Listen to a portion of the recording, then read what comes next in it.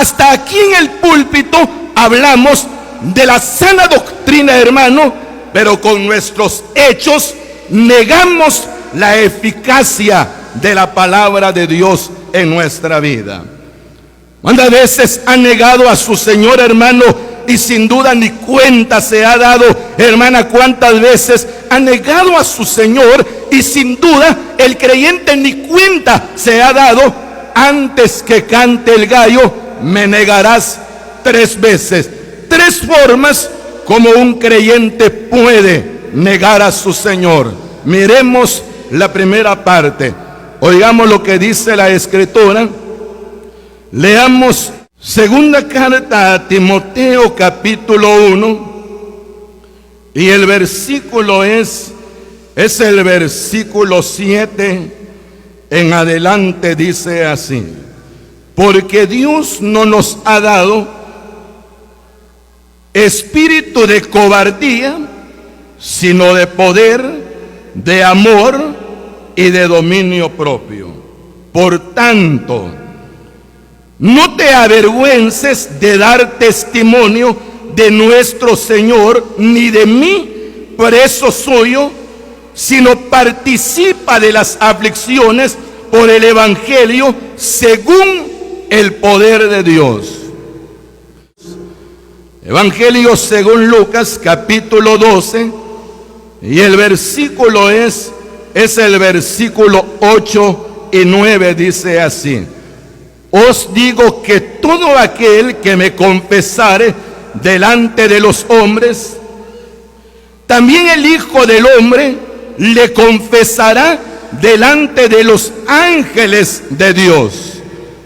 Mas el que me negare delante de los hombres, será negado delante de los ángeles de Dios.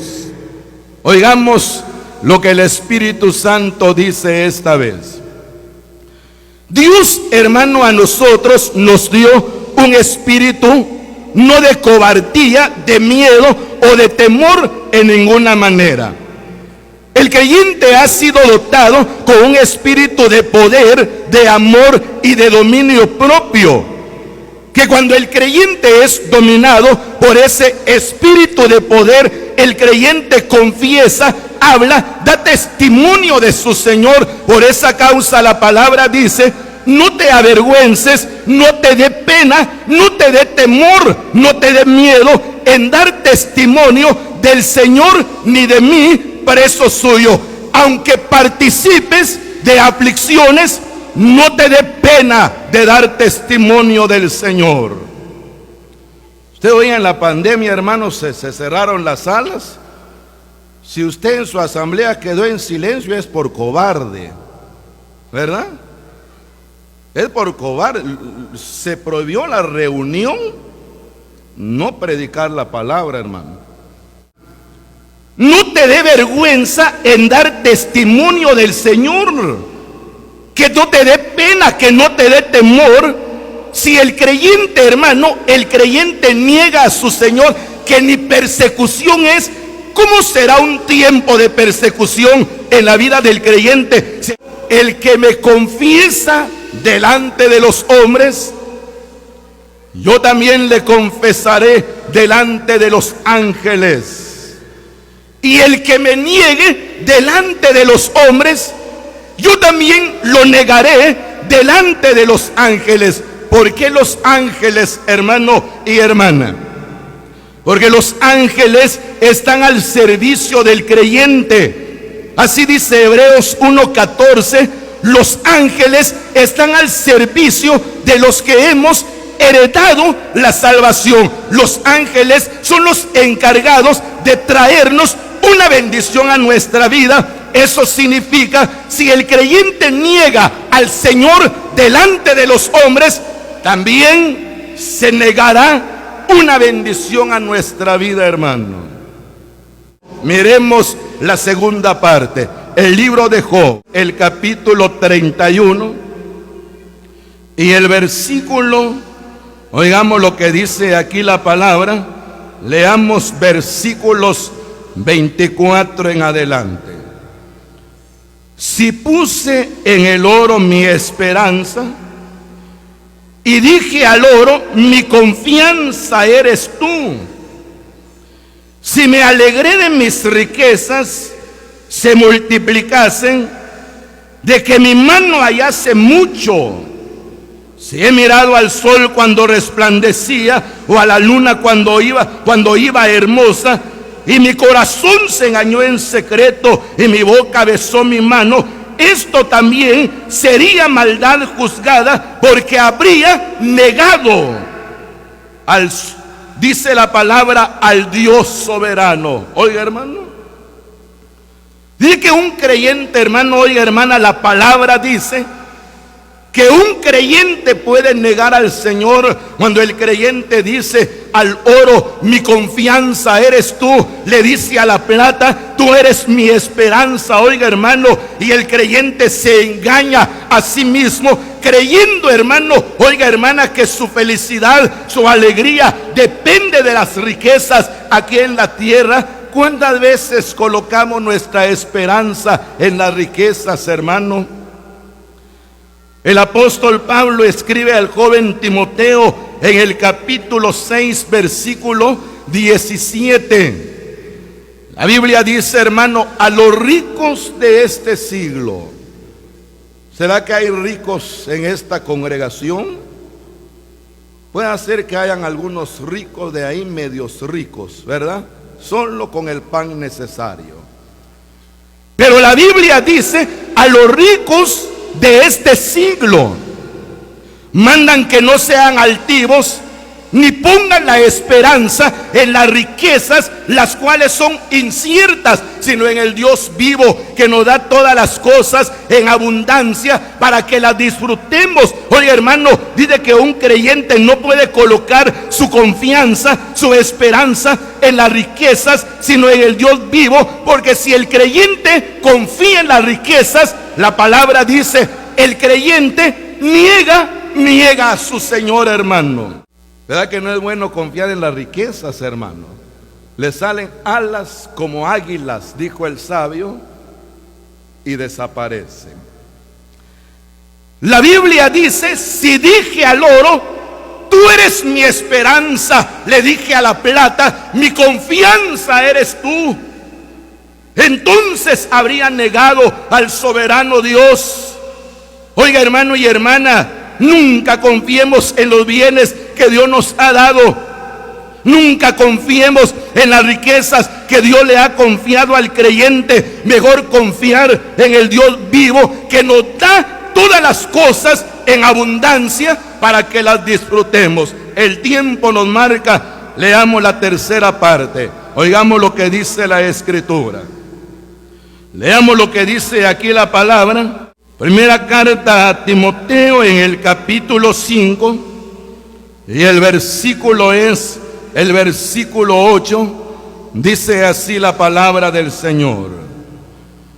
Porque si alguno no provee para los suyos, y mayormente para los de su casa, oiga lo que dice la palabra, ha negado la fe, ha negado a su Señor, y es peor que un incrédulo. Oiga lo que dice el Espíritu Santo, hermano y hermana. La Biblia dice esta vez, si alguno no provee para los suyos, y mayormente para lo de su casa, dice la palabra, el creyente ha negado la fe y es peor que un incrédulo. Tomemos esto, hermano, porque comenzamos con la casa, y lo que hacemos en la casa se refleja parte en la iglesia. Sí, hermano. ¿Quién es la cabeza de una familia? Cabeza no solo significa tener autoridad, hermano, sino que cabeza significa estar al cuidado de una familia, ser responsable para cuidarla, para sustentarla, para mantenerla. Eso significa la palabra cabeza. No simplemente es autoridad, oiga, hermano. La Biblia dice: si alguno no provee para los suyos y mayormente para los de su casa, ha negado la fe y es peor que un incrédulo. Una hermana se acercó la otra vez y la hermana dijo: hermano, yo ya no puedo vivir con este hombre, ya no. Y los hermanos va a citar textos. Ya ve que uno cita textos, pero los que viven la situación, hermano, miran ese problema difícil en la vida. Y ¿cómo se va a apartar, hermana, de su esposo? La Biblia dice que lo que Dios juntó no lo separe el hombre. La Biblia dice que hasta la muerte lo separe. Eso dice la palabra, hermano, pero 21 años llevo de vivir con este hombre y ni 5 centavos me ha regalado, hermano. Este problema había que evaluarlo, oiga. A 21 años la hermana sufriendo un martirio, hermano, en el matrimonio. ¿Y por qué no da su gasto, hermano? No tengo dinero. Trabaja. ¿Cuánto gana al mes? Quincenal me paga. ¿Cuánto le pagan? Tanto. ¿Y su dinero? Saber qué se hace. No da gastos, oiga, hermano. No cumple con su responsabilidad en la casa. No cumple su compromiso como padre en la casa, de mantener, de sustentar, de cuidar a su familia, oiga, hermano. Y si lo tomamos congregacionalmente, hermano, ¿quiénes son los padres en una iglesia? ¿Quiénes son la autoridad en una iglesia? Son los ancianos, hermano. Cuando los ancianos le niegan una ayuda a un huérfano, están negando la fe. Cuando los ancianos de una iglesia le niegan ayuda a un enfermo, a una viuda, a un necesitado, el creyente niega la fe. No estamos para eso, pero estamos enseñando la palabra de Dios. Ayer le mencionaba el texto.